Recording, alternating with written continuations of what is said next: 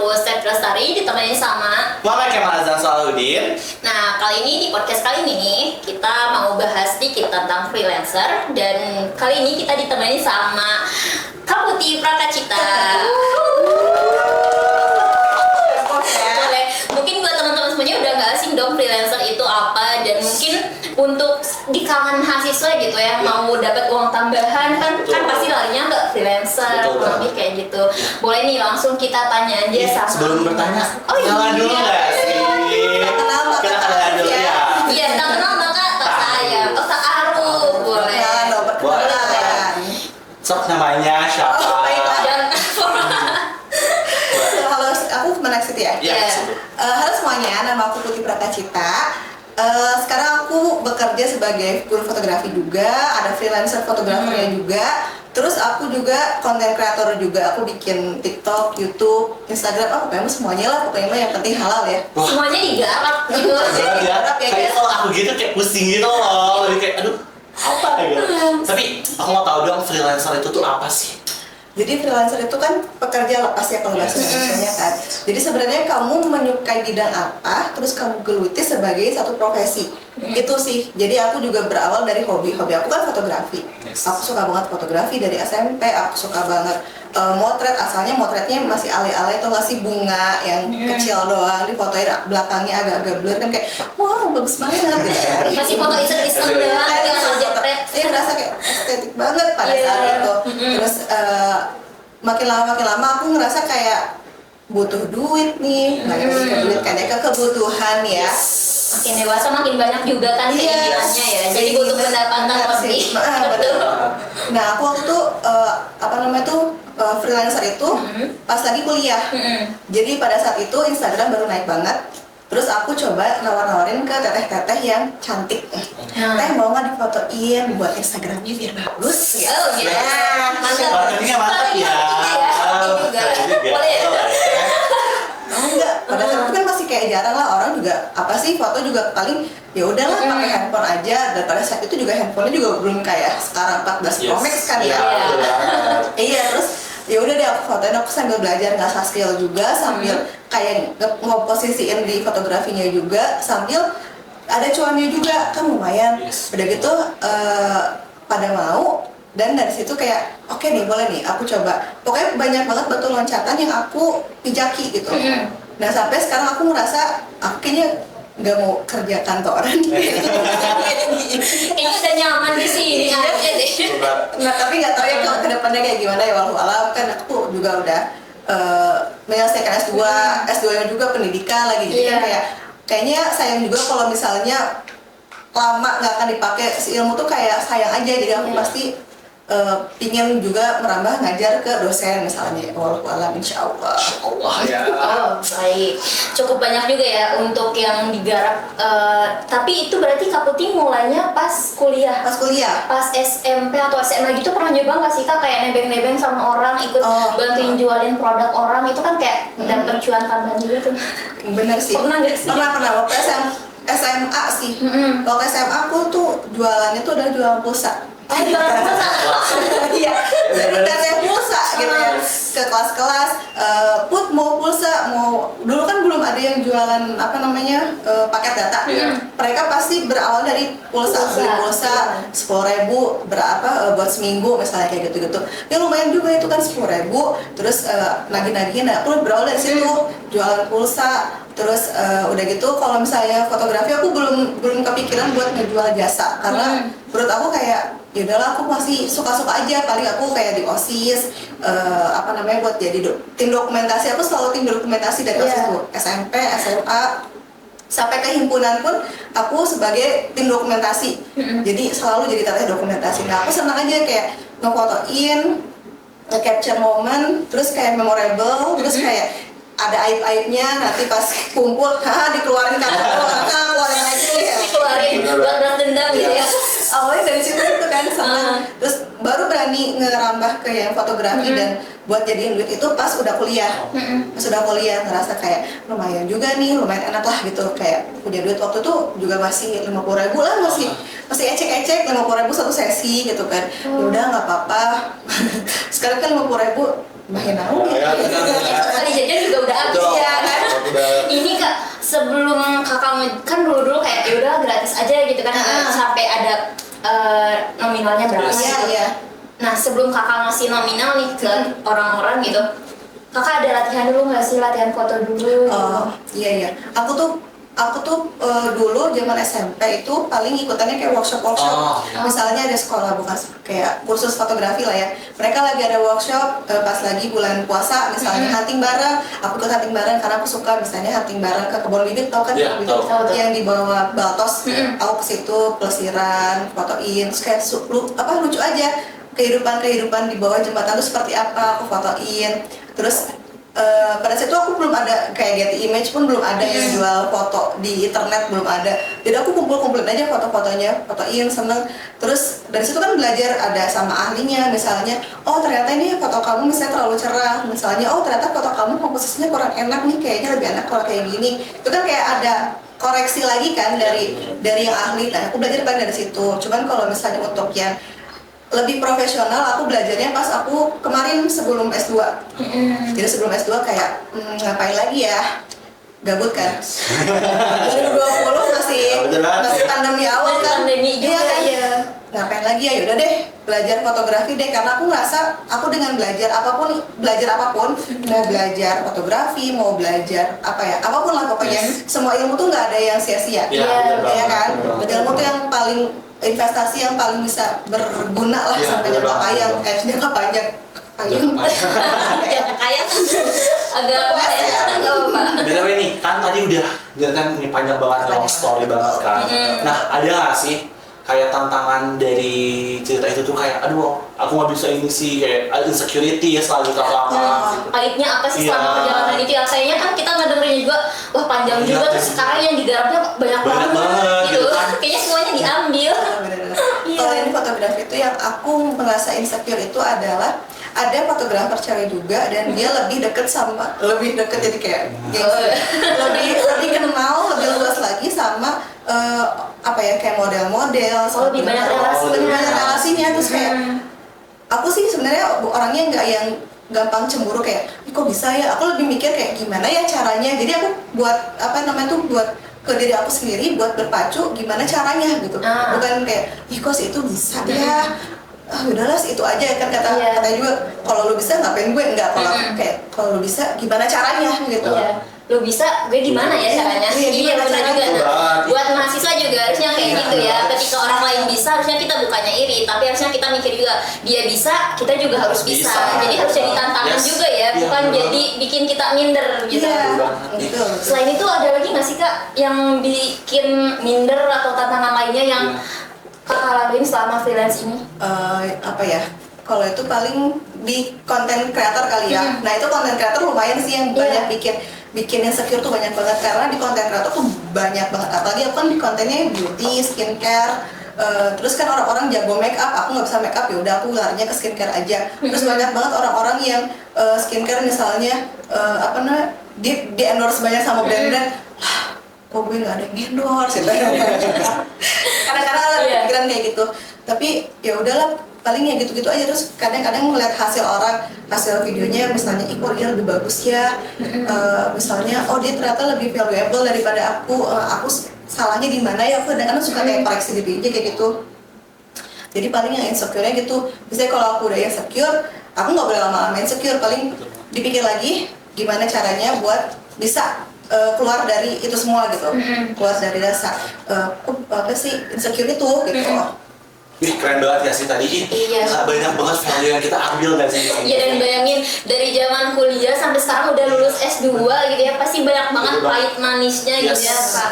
Nah itu kalau di sela-sela kesibukan kuliah tuh kan sambil ada sampingan freelance gitu, itu cara bagi waktunya gimana tuh? Soalnya kalau freelance kan kita punya klien yang harus kita layanin juga. Betul. Kalau waktu S1 aku sebenarnya nggak terlalu banyak megang kayak gini-gini kan. Waktu S1 belum kepikiran buat banyak endorse tuh, yang paling endorse juga yang kecil-kecil doang, itu juga kayak nyicil-nyicil lah gitu. Nah pas aku ngerasa banyak klien itu pas aku di kuliah S2. Nah kebetulan kemarin kuliah S2 tuh 2020 sampai 2022. Ya 2022 kemarin baru lulus. 2 tahun kan, 4 semester lah ya. aku tuh untungnya adalah pas lagi kelas pandemi, jadi benar-benar full pandemi. Jadi aku online terus. Nah aku ngerasain tuh kuliah sambil motoin. Jadi si laptop nyala, terus aku sambil motoin tapi aku off cam. Bisa banget ya strateginya. Bisa dicoba. Tapi jangan. Oke. Terus ada presentasi misalnya, terus aku bilang ke klien, teh aku ada presentasi jam 1, kata teh, boleh nggak aku naik ke atas dulu, karena kan itu waktu itu lagi di Sukabumi motoin brand baju gitu, dari itu di hutan. Boleh nggak teh jam 1 aku ke atas dulu cari internet, terus aku presentasi, terus udah deh aku udah gitu ke bawah lagi, aku bilang gitu, oh ya sok-sok. Jadi yang di bawah pada makan, aku ke atas cari internet, terus presentasi, terus ya udah alhamdulillah beres, terus udah. Cuman ini sebenarnya jangan diikuti sih kalau sambil kayak gitu, karena biasanya nih ya, yang aku lihat-lihat dari orang-orang, kalau misalnya mahasiswa yang sambil kerja itu biasanya mereka menyepelekan kuliahnya. Iya benar. Benar.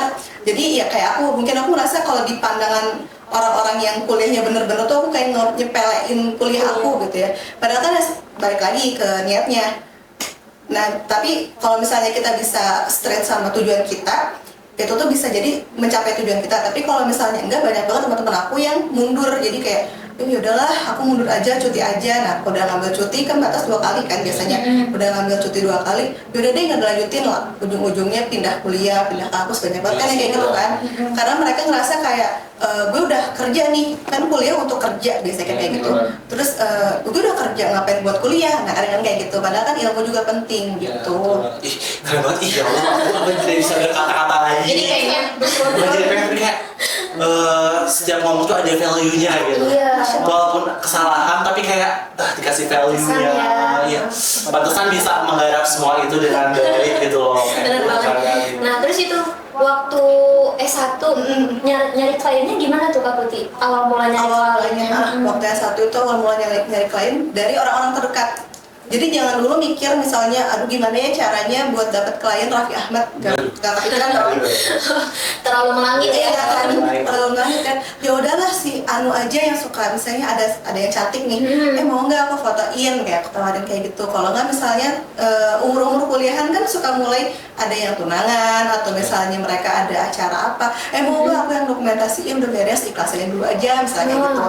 Pakai kayak gitu-gitu aja dulu. Jadi strategi marketing kita jangan langsung kecuan banget, jadi rapih lah gitu, kayak pelan-pelan gitu, nawarin ke orang-orang, mau nggak, kalau misalnya mau, oke, ayo ciao. Kalau misalnya mereka ngerasa, ih boleh nggak dia nego misalnya, boleh nggak segini, terus kita pikirin lagi kira-kira masuk atau enggak sama misalnya ongkosnya, misalnya gadgetnya, si gearnya itu bisa nutup atau enggak. Kalau misalnya nutup, ya udah deh hayu, misalnya untungnya nggak seberapa tapi udah deh hayu aja. Dan biasanya dari situ orang-orang yang ngeliat kita, kalau misalnya kita kerjanya bagus, biasanya tuh orang-orang kayak, siapa tuh fotografernya, minta kontaknya dong. Nah, kan dari omongan-omongan itu memperluas jaringan kita, MLM-nya maksudnya ya, bukan dong. Iya, kayak gitu. Terus aku juga selalu mengutamakan kalau misalnya ketemu sama orang baru nih, kita harus punya 3 value ini. Jadi yang pertama, ketemu sama orang itu kita tujuannya adalah buat kenalan, cari relasi. Terus yang kedua, cari uang. Jadi cari uang, yang ketiga cari ilmunya. Jadi kalau misalnya pokoknya dari ketemu sama orang baru tuh harus dapat salah satu dari 3 ini. Kalau enggak, kalau syukur-syukur dapat 3-tiganya ya, bisa dapat relasinya, dapat uangnya, dapat ilmunya juga. Tapi kalau misalnya cuma dapat relasi doang ya nggak apa-apa, berarti mungkin rezekinya yang akan datang lagi. Terus kalau misalnya cuma dapat duitnya doang, nggak apa-apa, toh dapat relasi juga, dapat teman baru gitu kan. Terus dapat ilmunya, biasanya kalau ngumpul kayak gini, kita bakal dapat ilmu baru nih. Oh ternyata insight dari orang ini tuh seperti ini, mengubah pola pikir kita dari yang asalnya kita kayak negatif, jadi misalnya lebih positif lagi gitu. Jadi ya itu. Nah, aku mau nanya dong nih. Kan tadi udah cerita nih kita, kan anak-anak sekarang ya aku merasakan gitu. Suka kayak, aduh nggak enakan, terus kayak kalau mau mulai hal baru kan jualan tuh jadi malu gitu. Itu gimana sih caranya biar kayak nurunin gengsinya gitu? sebenarnya kalau misalnya kitanya emang udah suka, kalau kitanya udah suka biasanya ngalir sih. Tapi kalau misalnya itu berarti masih ada sesuatu, ada ada sesuatu yang sebenarnya belum klik di hati kita. Biasanya kalau misalnya kita mau jualan nih misalnya, tapi malu nih ngejualinnya, takutnya orang ada yang beli, itu berarti masih ada sesuatu yang belum klik di hati kita. Apa nih?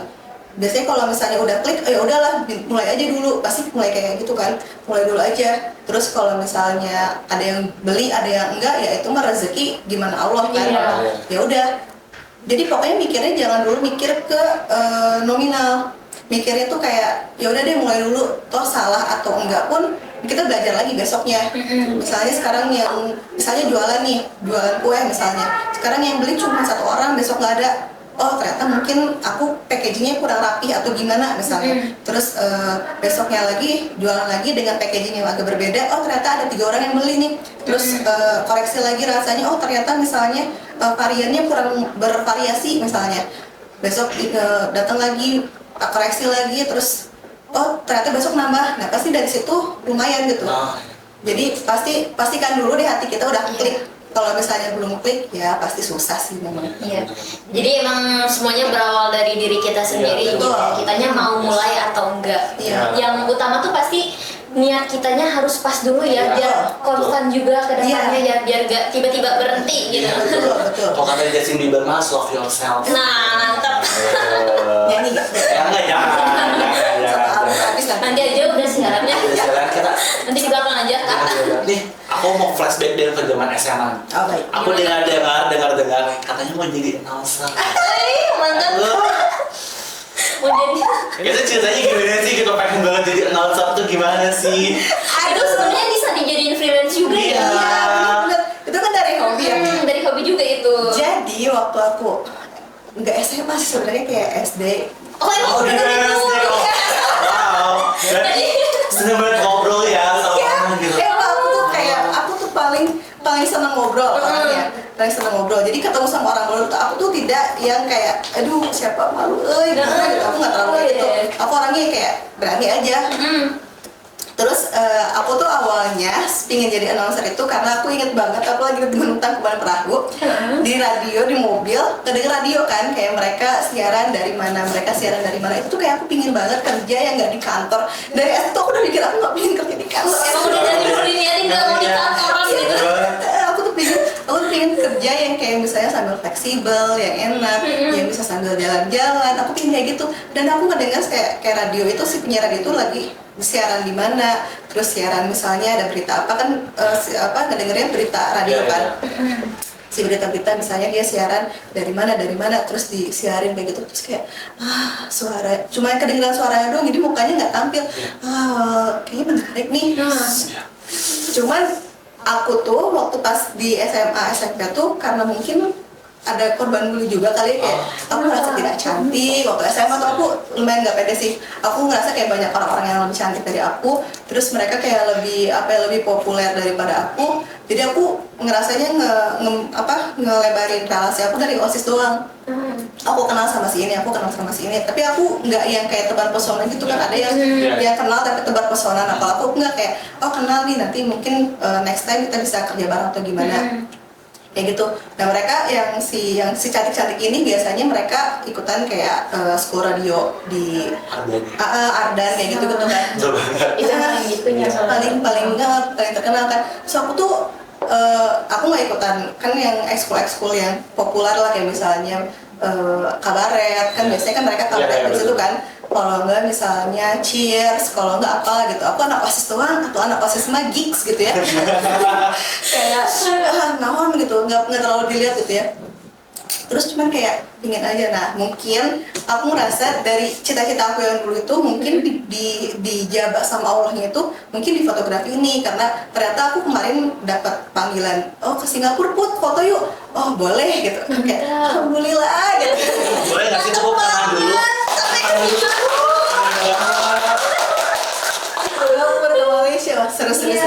Walaupun masih Asia Tenggara ya minimal ya, insya Allah lah. Tapi kan udah go internasional. Iya, go internasional gitu ya. Keren banget itu. Iya mungkin dari situ. Kayak kita nggak boleh takut untuk bermimpi. Iya. Karena itu bermimpi. Intinya mah jangan minder sama apa yang orang punya gitu ya, kita maksimalin aja apa yang kita punya. Betul. Oke, aku mau nanya nih Kak, penyiar yang paling disukain ada nggak sih, siapa itu? Oh banyak sih. Aku karena penyiar sekarang udah ke TV ya. Aku ngeliat Kresna Julio, si Prambors itu, terus Desta Gina itu kayak mereka suaranya renyah-renyah gitu kan. Dia kan renyah-renyah. Terus siapa ya? Dimasta ya, Dimasta juga kan. Dimasta tuh kakak kelas aku waktu di SMA. Oh, mantep ya. Iya, makanya kayak banyak banget channel dari SMA aku ikut Ardan School. Terus siapa yang banyak sih? Tapi yang paling aku suka tuh renyah tuh Julio sih, kayak ketawa-ketawanya renyah gitu, crispy gitu. Desta Gina. Siapa tahu suatu saat diundang sama radio nih. Amin. Next time semoga tercapai gitu ya, Kak, pengen jadi announcernya. Balik lagi nih ke yang tadi yang freelance. Itu awal mula tuh Kak, gimana sih caranya ngeyakinin klien gitu? Itu kan kayaknya kalau di kalangan mahasiswa gitu ya, kayaknya gimana sih strategi biar klien itu percaya pakai jasa kita? Itu kan kayaknya cukup sulit ya kalau kita yang ngelakuin. Kalau untuk awal-awal emang sih sulit sih. Waktu pas awal-awal juga aku banyak penolakan, misalnya enggak ya udah deh, kalau bisa dulu sampai enggak banget ya udah jangan dipaksa, karena kan kalau dipaksa juga nggak enak. Tapi yang pasti kita harus asah skill terus. Misalnya simpan, kalau aku fotografi aku simpan portofolio aku di Instagram, misalnya mulai dari event-event lah, misalnya di himpunan aku fotoin, aku masukin ke Instagram, terus ternyata orang-orang tertarik nih dari situ.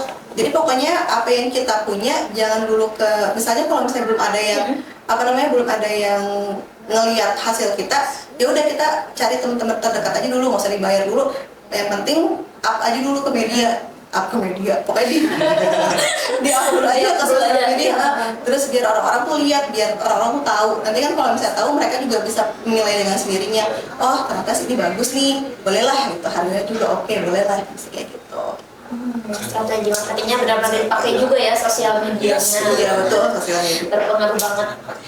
Keren banget sih, udah itu kayak dari yang menjadi announcer kan tiba-tiba jadi fotografer, cuma agak culture shock sedikit ya. Jadi culture shock sedikit ya, kayak banyak culture shocknya sih. Memang aku jurusannya satu arsitektur. S2-nya pendidikan. Wow, agak gampang banget ya. S1-nya pendidikan. Tapi itu gimana tuh nyeimbanginnya gitu? Tidak seimbang sih sebenarnya. Soalnya kan kalau dilihat sekarang kayaknya orang tuh pendidikan tuh harus sesuai sama apa yang dia kerjain sekarang. Sedangkan Kak Putih nih yang sambil dilakuin kayaknya kan yang satu belok kanan, yang satu belok kiri, kasarnya gitu ya. Benar. Iya, itu juga aku sempat jadi pemikiran aku beberapa tahun yang lalu, kayak aku title SPD pada saat itu, sarjana pendidikan. Terus tapi aku pendidikannya arsitektur. Tapi aku hobinya fotografi. Ya udah, kalau menurut aku kayak doing what you love gitu ya, love what you do gitu. Jadi pokoknya aku suka fotografi, ya udah aku ikutin aja alurnya. Pokoknya ikutin kata hati aja, ikutin. Terus toh nanti mereka bakal cari jalan sendiri. Kalau misalnya suka di arsitektur, dia ikutin aja ke arsitekturnya, toh nanti dia bakal ngikutin gitu. Rezeki itu bakal kayak magnet. Kalau misalnya kita suka, mereka bakal datang juga dengan sendirinya, bisa kayak gitu. Berarti kerjanya itu sesuai passion sama sesuai keinginan sendiri ya? Betul. Keren banget sih.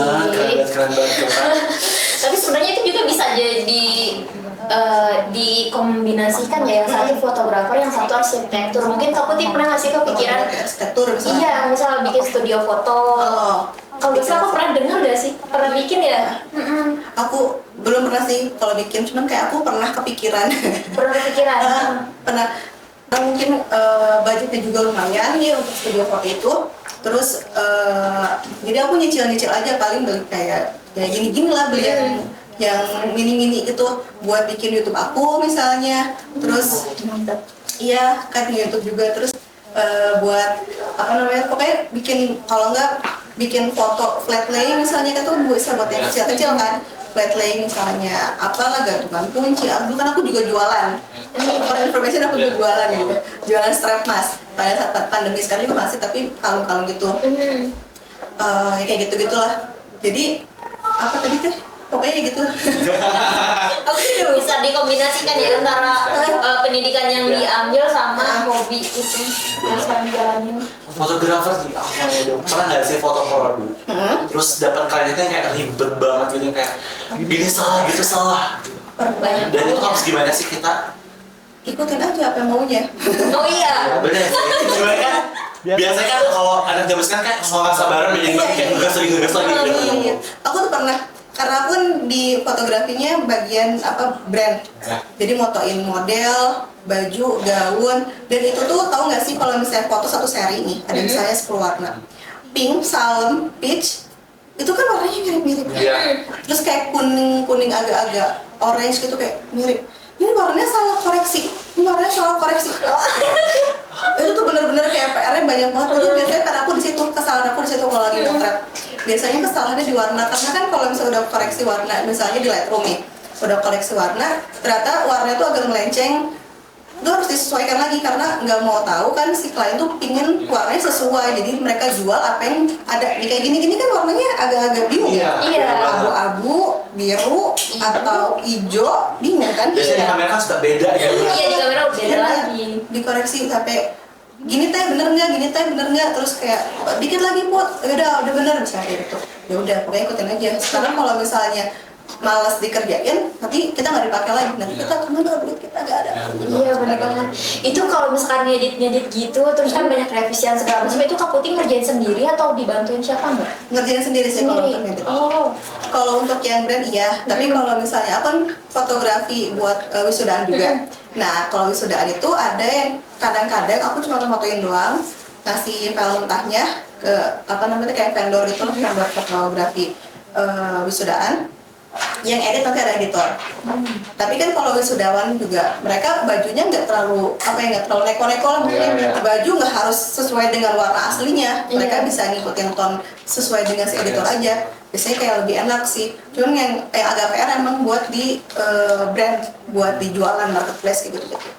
Cuman PR. Ngomongin ini wisuda ini tadi foto. Ada nggak sih request aneh gitu dari yang wisudawan gitu? Kan biasanya aku pengen foto vintage banget gitu. Ada, enggak aneh sih, cuman kayak ribet. Ada dia pingin foto sekeluarga dan ternyata sekeluarga besar 30 orang coy. Itu ada Di banget. mana itu?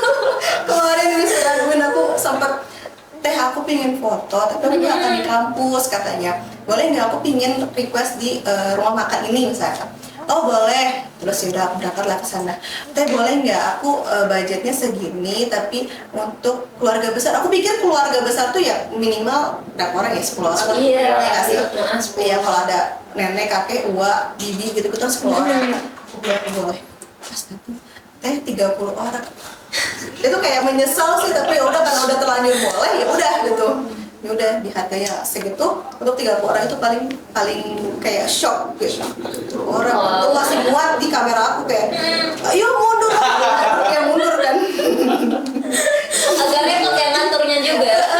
Cuman kan jadi kecil-kecil, jadi mereka juga nggak detail kayak misalkan aduh aku merem, nggak terima revisi yang gitu merem-merem. Banyak banget 30 orang. Tapi itu sebenarnya nggak ada konfirmasi mau berapa orang segala macam. Iya, dia cuma bilang keluarga besar. Dia nggak bilang berapa orang ya. Masalah aku juga sih nggak ada berapa orang. Keluarga besar. Ya, udah, ambil aja gitu ya. 15 orang masih pernah, karena aku motoin di studio 15 orang.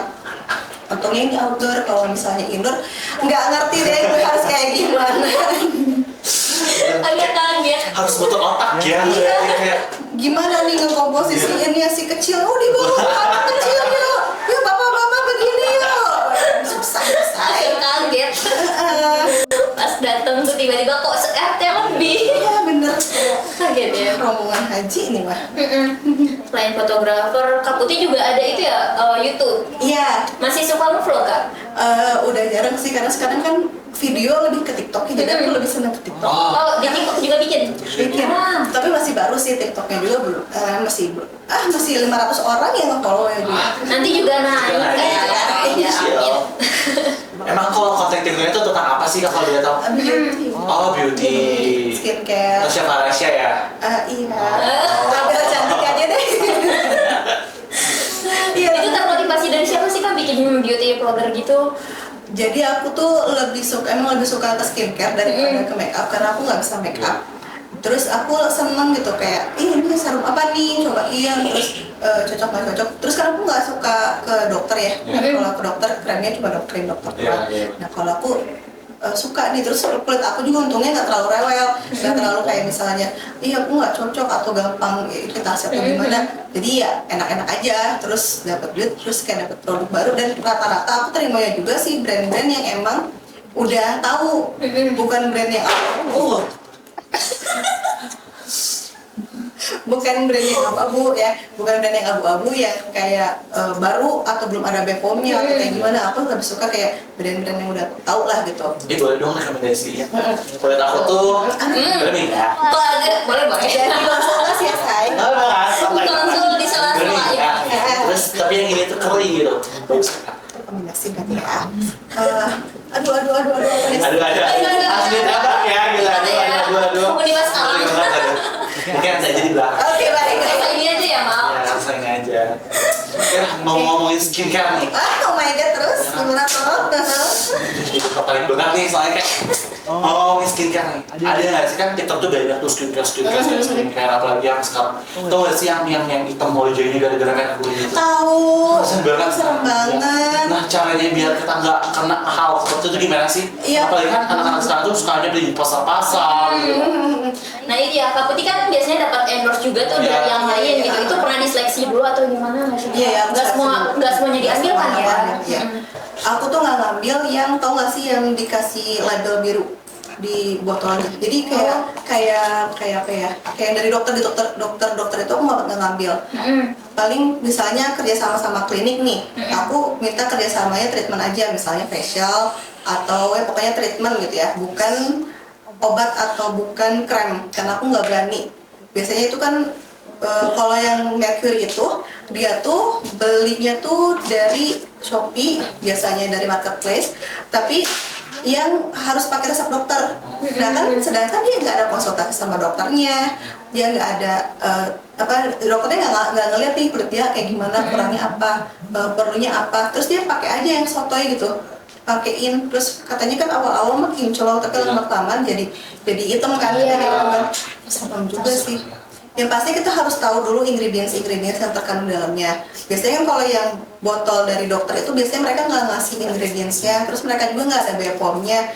Nah itu harus dicek dulu, karena BPOM itu mereka udah menyeleksi mana yang aman dipergunakan oleh orang-orang di pasaran, mana yang enggak gitu kan. Sedangkan kalau misalnya kita beli di marketplace, di Shopee, di mana gitu ya, yang label biru itu terus nggak ada ingredientsnya, terus nggak ada BPOM-nya, kita gimana mau klaim ke siapa gitu kan? Ini kulit asik juga. Udah cocok nih jadi konten kreator TikTok nih. Boleh. Udah kayak satset gitu. Iya. Nah, buat teman-teman juga yang nanti mau coba freelancer, jangan semuanya digarap gitu ya. Kan perlu ada seleksinya juga. Yang fotografer juga kan perlu hati-hati ya, kita jangan semuanya diambil, jangan semuanya di ACC, perlu ditanyain juga mau berapa orang, mau fotonya di mana, harganya juga jangan asal-asal, nanti malah kita yang rugi kan jadinya. Kalau mau jadi apa namanya itu beauty vlogger juga jangan semua produk diambil, nanti malah kita yang kena tipu segala macam. Mungkin nih Kak terakhir closingnya sebelum kita tutup podcast hari ini, ada nggak sih tips and trik buat mahasiswa nih, gimana sih biar apa ya, kadang kita tuh ada gitu ya pengen dapat uang tambahan tapi bingung mulainya dari mana gitu. Kadang perlu apa dulu ya, perlu ngelakuin apa dulu gitu, niat udah ada tapi bingung. Iya nggak sih? Betul ya, begitu sih emang sih, apalagi mahasiswa sekarang tuh kayak lebih memikirkan gengsi gitu kan. Iya benar, gengsinya harus diturunin. Terus dipikirin juga kita sukanya apa, mulai dari kita suka aja. Mulai dari kita suka bikin kue misalnya, ya udah kita jualan kue. Kita suka misalnya bikin handicraft sesuatu yang dari tangan gitu, misalnya dibikin misalnya gelang lah, kalung lah, bikin aja dulu. Terus kalau misalnya dijual takutnya nggak laku, bikin pre-ordernya, foto proper mungkin, bikin orang-orang suka gitu. Terus jual pre-order, mau nggak beli? Terus kalau misalnya mau beli, ya kita bikin. Terus kalau misalnya apa tadi tips and triknya itu, pokoknya mulai dari yang kita suka aja dulu. Mulai dari yang kita suka, mulai dari yang kita hobi, mulai dari yang kita bisa. Karena kalau misalnya kita nggak bisa, ya gimana bisa mulai, ya kan? Kalau kita emang nggak suka, nggak hobi, gimana kita bisa mulai? Yes, bener banget. Boleh dong closing statementnya. Apa ya? Penutupan buat mahasiswa zaman sekarang apa ya, kadang-kadang pengen yang instan gitu ya, pengen dapat uang banyak tapi nggak mau capek, nggak mau ribet, jadi pengennya di rumahan aja. Kayaknya kan freelance adalah jawaban terbaik gitu kan. Pokoknya mah buat Baik. Iya, pokoknya mah buat teman-teman ya, yang pasti kalian itu harus tahu value kalian apa, yang pasti kalian harus tahu apa yang kalian suka, terus kejar aja mimpi. Boleh mimpi setinggi-tingginya, sekalipun jatuh dia mungkin cuman jatuh di rantingnya doang gitu, nggak sampai ke bawah. Kalau misalnya kalian mimpinya setengah-setengah kagok, itu jatuhnya sakit sih biasanya. Terus kalian jangan takut bermimpi. Jangan takut bermimpi, terus kuncinya satu, percaya diri juga. Percaya diri, betul. Jangan gampang insecure ya, karena rezeki itu nggak bakal ketukar gitu kan. Iya, rezeki itu sudah tertakar dan takkan tertukar.